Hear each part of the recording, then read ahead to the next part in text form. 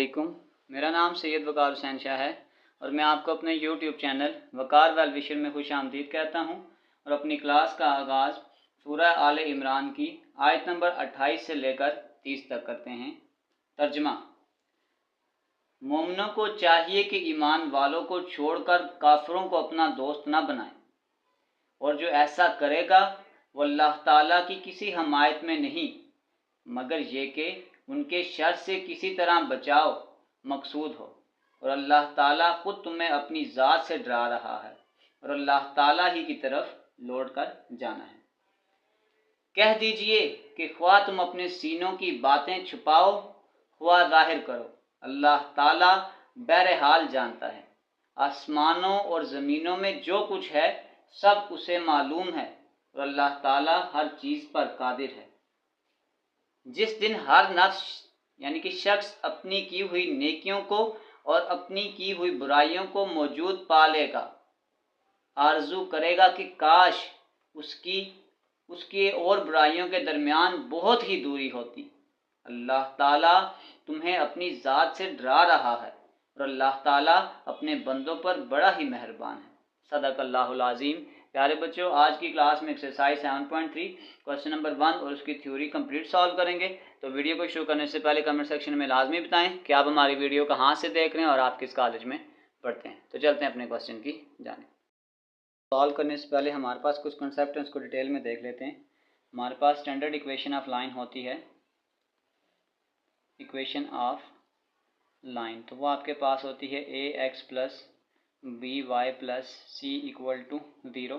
Suppose करें कि ये आपके पास एक लाइन है और ये उसकी एक स्टैंडर्ड इक्वेशन है।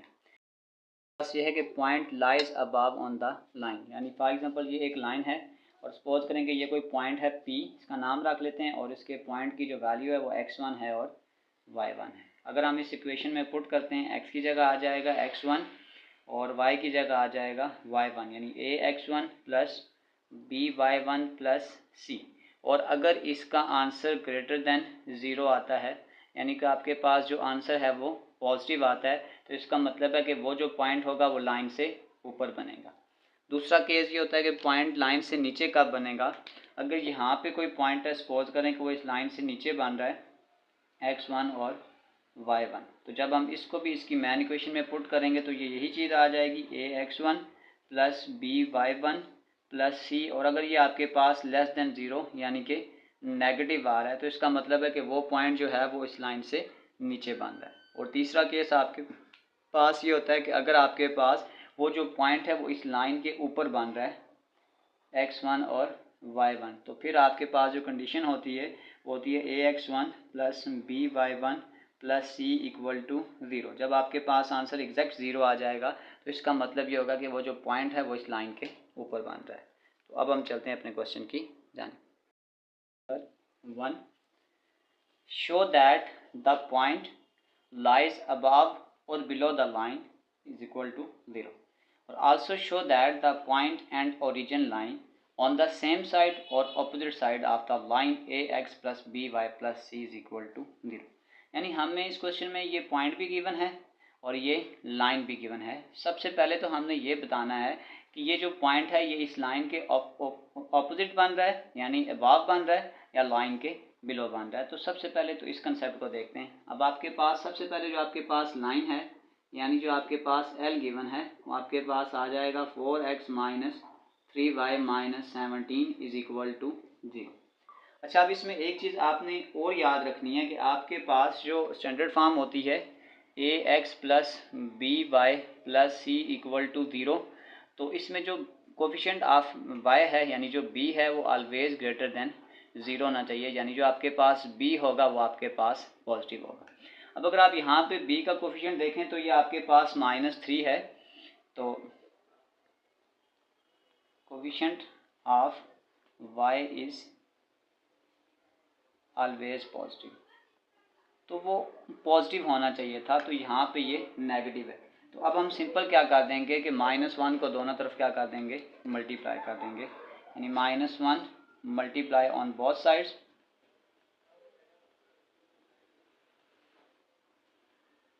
तो ये आपके पास आ जाएगा -5 4x minus 3y minus 17 is equal to 0 multiply minus 1। तो ये आ जाएगा -4x plus 3y plus 17 is equal to 0 आ जाएगा।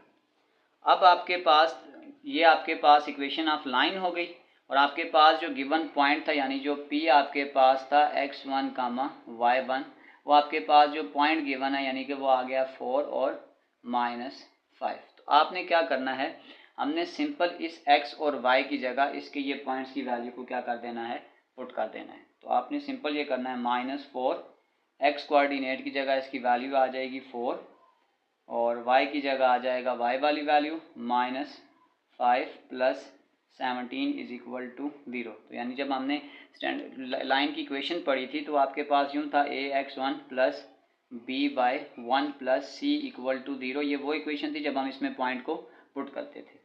तो ये आपके पास आ जाएगा 4 4s are 16, 5 3s are 15, ये आपके पास आ जाएगा -15 प्लस 17 इक्वल टू 0। अगर आप 15 और 16 को अगर आप प्लस करेंगे तो ये आपके पास आ जाएगा -31 प्लस 17 इक्वल टू 0। तो यहाँ पे ये आपके पास आ जाएगा -14। तो -14 है तो ये आपके पास आ जाएगा लेस देन 0। अब हमने दो केस पढ़े थे।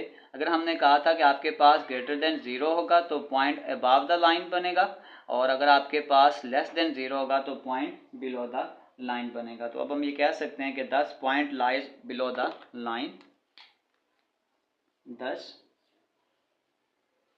Point lies below the line because, यहाँ पे इक्वेशन लिखते हैं कि ax1 plus by1 plus c less than 0। इसका आंसर लेस देन 0 आया तो जो पॉइंट होगा वो लाइन से बिलो बनेगा। यानी सपोज करें कि ये इस लाइन की इक्वेशन है, ये आपके पास आ जाएगा ax1 plus by1 plus c। तो ये वाला जो पॉइंट है ये इस लाइन के बिलो किसी जगह पे लाई कर रहा है x1 और y1।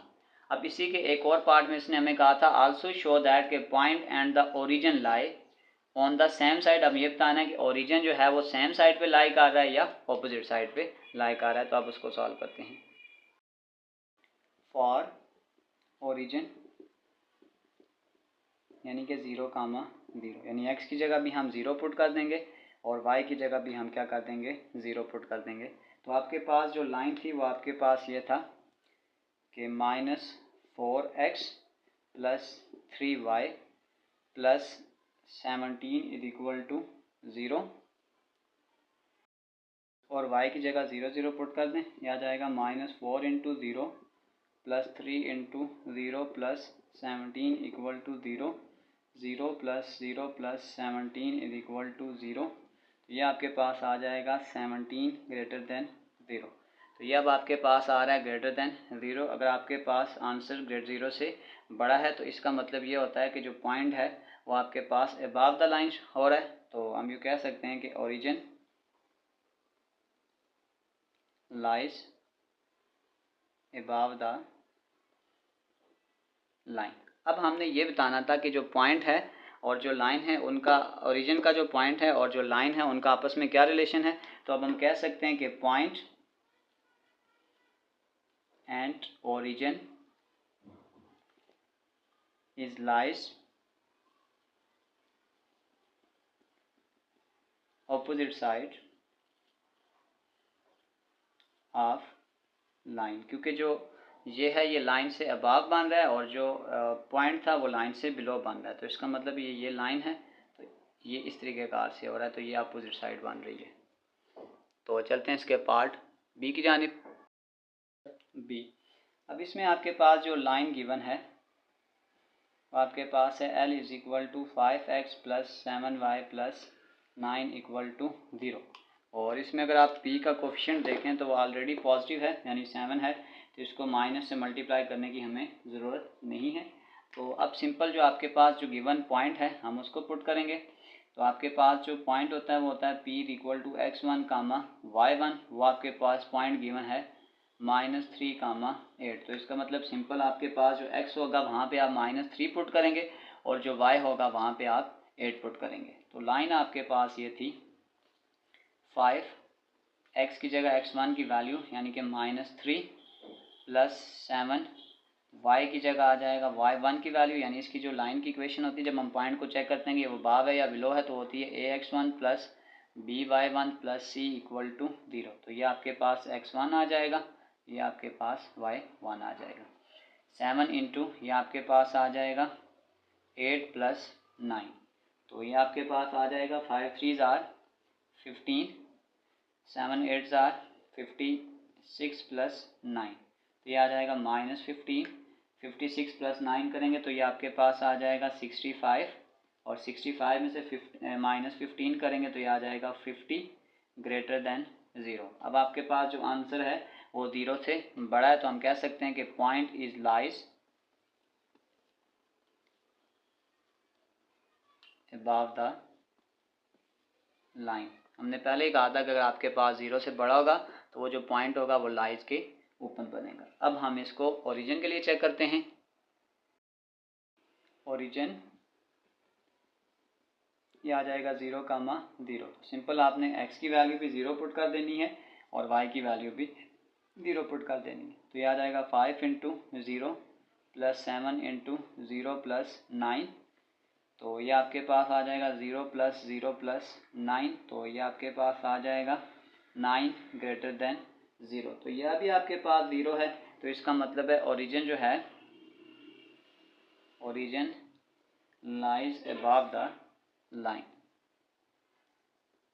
यानी जो आपके पास पहले लाइन थी, फॉर एग्जांपल ये एक लाइन है, वो जो पॉइंट था वो भी आपके पास ऊपर ही बन रहा था कहीं पे, और जो ओरिजिन है वो भी अबव ही बन रहा है, तो ये भी ऊपर ही बन रहा है, तो इसका मतलब ये भी अबव हो जाएगा, और ये जो ओरिजिन था ये भी ऊपर ही बन रहा है, तो इसका मतलब हम ये कह सकते हैं कि point and origin, point and origin lies on the same line, lies on the same side।